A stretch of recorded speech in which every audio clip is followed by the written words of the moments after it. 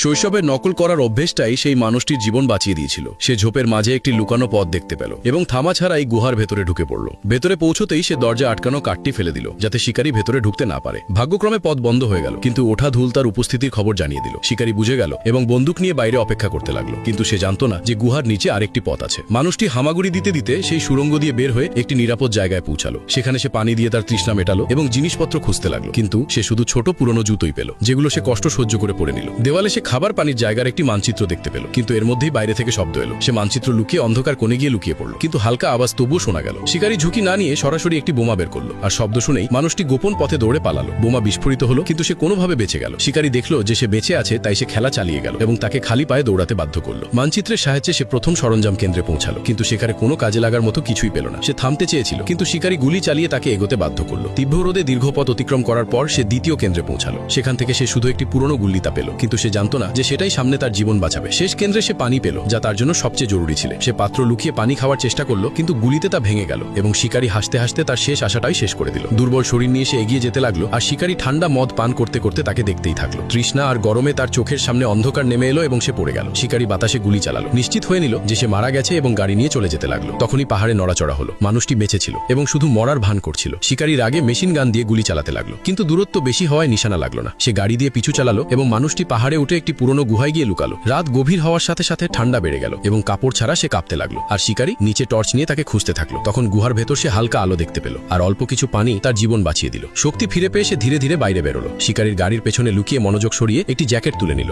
কিন্তু শিকারী তাকে দেখে ফেললো এবং গাড়ি পেছনে নিয়ে তাকে চাপা দেওয়ার চেষ্টা করলো, কিন্তু সে বেঁচে গেল। তারপর সে বোমা ছুড়তে থাকলো যতক্ষণ না সব শেষ হয়ে যায়। এরপর সে লাগাতার গুলি চালালো, কিন্তু যেই সে গুলি ভরতে গেল, মানুষটি সাহস করলো। গুল্লিটা তুলে সরাসরি তার দিকে নিশানা করে আঘাত করলো। শিকারী পড়ে গেল এবং অজ্ঞান হয়ে গেল।